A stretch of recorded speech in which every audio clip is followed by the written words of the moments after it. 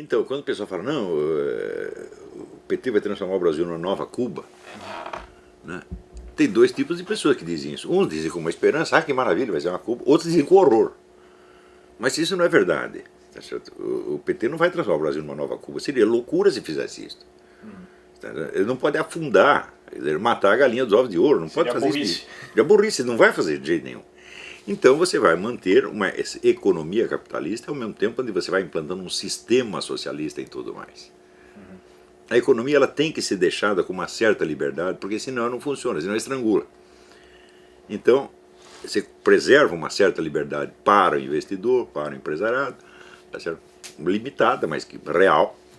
E você vai controlando tudo mais, você vai controlando mídia, educação, os princípios morais, controla a sociedade, a vida social inteira, menos a economia. E é o que estão fazendo no Brasil. Mas nesse caso, como é que a gente poderia imaginar a evolução dessa revolução? Bom, a evolução é a seguinte, as transformações, elas são planejadas, são lentas, e para as pessoas que só acompanham as coisas pela mídia, elas se tornam imperceptíveis. Porque a memória da mídia é 15 dias no máximo. Então você não consegue, as pessoas não conseguem fazer uma linha de comparação ao longo do tempo. Parece que não mudou muito, digamos assim. Parece que não mudou muito, porque o ser humano se acostuma a qualquer coisa. Durou mais de 3 meses, pronto, já virou uma eternidade. Já virou sempre a natureza das coisas, sempre foi assim. Então, por exemplo, o pessoal não se lembra do tempo em que você tinha uma mídia realmente conservadora. Onde você tinha entrechoque de ideias. Você, por exemplo, no Rio de Janeiro, você tinha a tribuna da imprensa, que era do Carlos Lacerda, e você tinha a Última Hora, que era do Samuel Weiner. Os dois sempre brigando. Um liberal-democrata, outro comunista, né? Hoje não tem mais isso. Isso foi desaparecendo. E se criou uma uniformidade. Isso foi algo que chamou bastante a minha atenção quando eu comecei a acompanhar mais a mídia americana, que existe claramente uma linha editorial, tanto de esquerda quanto de direita. E fica claro para todo mundo. Mas no Brasil não tem mais. Não. No Brasil, parece que é uma busca assim. E o pessoal se acostumou com isso. Pela isenção, pelo politicamente correto, por não demonstrar nenhum lado, né, e chamam isso de jornalismo. E outra coisa que funcionou foi a tal da estratégia das tesouras, né, onde você designa um partido comunista mais radical, que vai promover as mudanças, e outro, mais discreto, cuja função, sobretudo, é amortecer, anestesiar e desinformar. Então, esta segunda ala é o que domina a mídia. A mídia não é comunista. Né? Ela simplesmente é desinformante. Ela está aí para acalmar as pessoas, mostrar que está tudo na mais perfeita ordem, enquanto vão acontecendo mudanças radicais, drásticas, profundas. Nesse sentido, então, a gente poderia dizer que seria mais ou menos o papel do PSDB? Sem dúvida, sem dúvida. Isso não quer dizer que todo mundo no PSDB esteja sabendo disso ou compactue com isso. Mas a linha geral é esta, sobretudo o pessoal do Zé Serra. O Zé Serra é um desinformante, né? Ele está aí para isto, tá vendo? Então, ele é o anestésico do negócio, só serve para isso. Agora... Por isso que a gente vê, por exemplo, num debate, eu lembro, como se fosse hoje, num debate que teve Lula e Serra, onde na segunda vez que ele se candidatou e concorreu com o Lula, parecia mais uma conversa de comadre do que um Claro, debate. Conversa em família. Né? E você vê, uma das medidas centrais dessa mudança foi proibir o debate ideológico. Você só pode discutir questões administrativas. Isso quer dizer que a ideologia fica intacta. E quanto mais poderosa ela se torna, mais ela se torna invisível. Então você está já sob um sistema de controle social comunista e o pessoal pensa que o comunismo acabou. Por quê? Porque não é discutido. E quando alguém resolve, como a gente está vendo agora, um renascimento, de certa forma, do movimento conservador... A consciência dessas coisas. Né? Há uma gritaria absurda. É fascista, Sim, é nazista... porque eles contavam, absurdo. Eles achavam que tinham dominado a situação completamente. Achavam que era um poder hegemônico. Né? Eu digo, mas não era tão hegemônico assim. E eu sempre disse para eles, olha, tudo que eu estou dizendo, amanhã você vai ver a massa gritando isso na rua. Não adianta você tentar esconder. Eu vou falar para o pessoal da grande mídia, não briga comigo que você perde. Por quê? Porque eu estou dizendo que 2 mais 2 dá 4, você está dizendo que dá 5,5.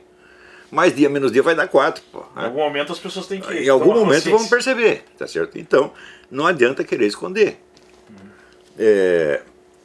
Mas eles achavam que tinham o controle total da situação. Agora, na verdade, qualquer oposição ideológica, a última palavra para designar é a conversa do ódio, né? O discurso do ódio. É Sim, odioso. você veja, esse pessoal publica anúncios toda hora. Nós temos que matar o Lobão, nós temos que matar o fulano. Eles dizem isso o tempo todo. Eu vi, inclusive, um próprio funcionário público, né? Colocou no seu Facebook. Sim, e deu o endereço todo. Fizeram isso comigo uma vez no Rio de Janeiro. Deram meu endereço, ele está em tal lugar a tantas horas, vamos lá matar. Eles faziam isso o tempo todo. Quando eu cheguei, o prédio, alguém da polícia tinha lido, o prédio estava cercado pela polícia, eu nem sabia. Né? Eles faziam isso o tempo todo e você dá uma reclamadinha e diz que você é o discurso de ódio. Esse pessoal é muito cínico, mas esse cinismo ele é natural na mentalidade revolucionária, porque ela é baseada na mentira.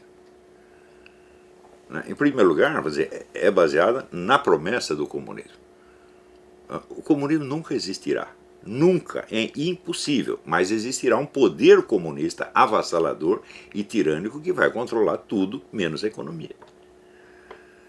Entendeu? Agora, tentando imaginar a evolução disso na prática no Brasil, até que ponto iria essas amarras na sociedade? Teria algum país que a gente poderia comparar? Ou o Brasil é um case único? Não, em matéria de controle social, controle da opinião pública, o Brasil é um prodígio.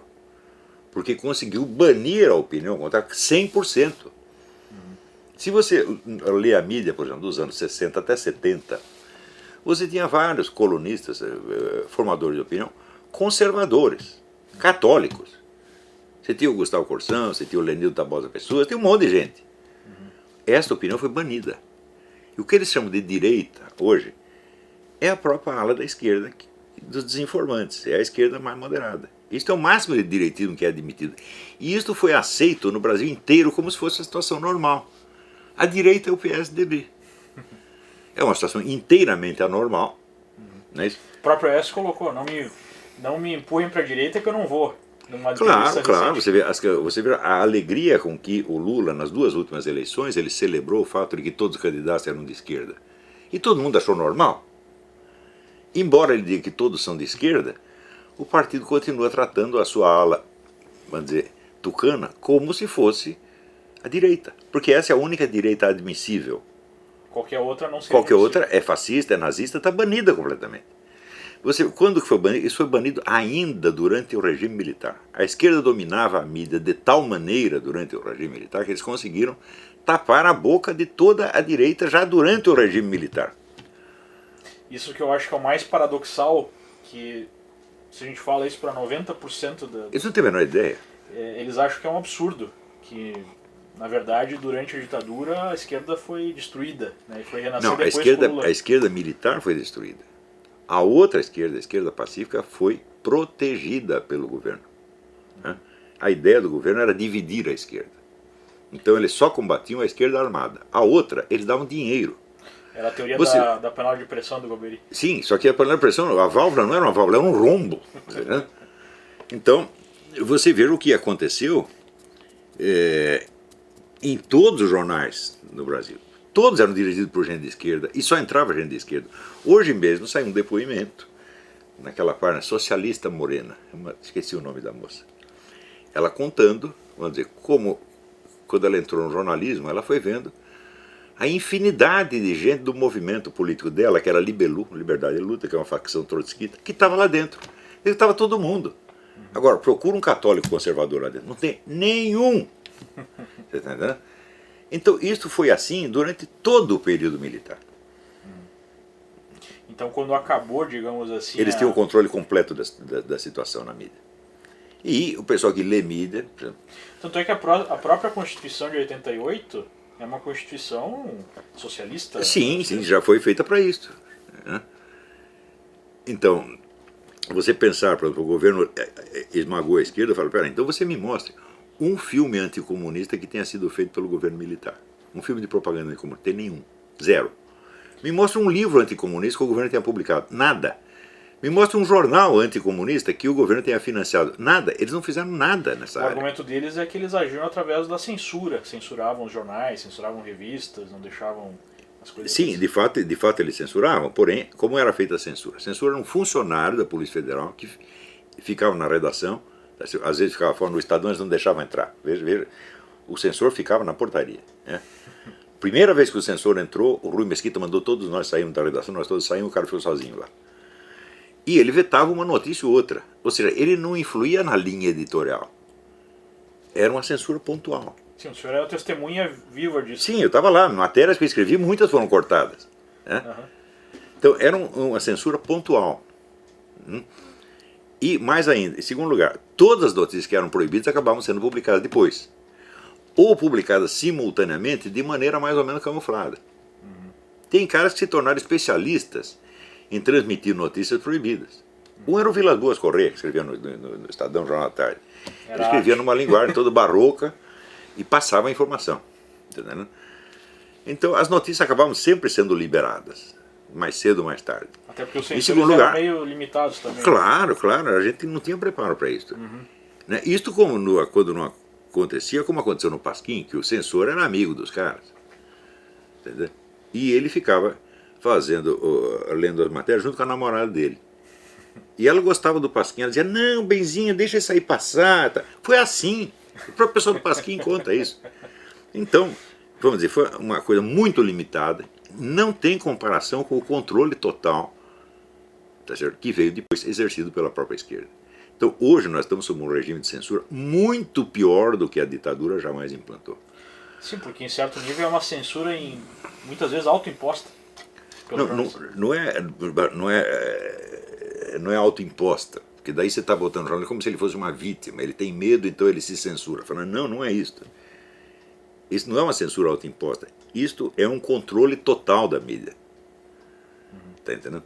Controle total, inclusive, do ponto de vista empregatício. Eles não deixam entrar quem não está na esquerda. Não entra ninguém. Se você for um conservador, você vai ter que disfarçar isso muito bem, para você arrumar um emprego na Folha, no Globo. Agora nós tivemos um certo renascimento, digamos assim, de um veículo, que é a Veja, que parece que está adotando uma postura mais conservadora. Sim, quer dizer, a Veja está restaurando um jornalismo que existia 50 anos atrás. É verdadeiro jornalismo conservador de direita, né? É só a Veja que está fazendo isso. E está tendo aí um crescimento violentíssimo. Mas é evidente, porque, você veja, a mídia chapa branca, ela agrada o governo, mas não agrada a população. Todo mundo percebe. Todo mundo percebe e se cansa daquela coisa, aquele negócio uniforme, homogêneo, todo dia a mesma conversa, dando a impressão que está tudo bem, né? A pessoa se cansa disso, não cria entusiasmo. Agora, eu converso bastante, inclusive para esse especial aqui a gente falou com alguns parlamentares, inclusive o Luiz Carlos Reis, que é líder da bancada ruralista do Congresso, uma bancada com bastante poder, e a gente perguntava para ele, poxa, as pessoas estão com medo, né, dessa, digamos assim, dessa agressividade aumentada do PT em relação a colocar abertamente o controle da mídia, os conselhos populares, que nem tem na Venezuela, e uma série de outras medidas. Aí ele coloca, olha, o clima do parlamento, eu acho que não permite que esse tipo de coisa prospere. Ele falando lá de dentro, né? Como é que o senhor vê esse tipo de certa reação agora, uma posição um pouco mais forte contra essa intenção aí mais radical do PT de acelerar o processo, aparentemente? De fato, o senhor percebe essa oposição ou é mais do mesmo, né? Sim, não, isso realmente acontece. De uns anos para cá, você teve vários projetos mais revolucionários do PT que foram vetados, projeto abortista, o negócio da política de gênero, né? Quer dizer, você tem um movimento, inclusive cristão, muito forte, que tem oferecido uma resistência efetiva a isso no Congresso. Porém, é importante o seguinte, este movimento, a inspiração dele é de ordem moral. Eles são contra aborto, são contra isso, a resistência pontual. Eles não estão disputando o poder com o PT. Então eles vencem esta proposta, vencem aquela outra proposta, fica todo contente. Então, às vezes vem me avisar, aqui conseguimos derrubar a proposta, tal. Eu falei, sim, mas você derrubou o autor da proposta também? Ou ele continua lá? E ele vai apresentar outra no dia seguinte, e vai te manter ocupado com isso.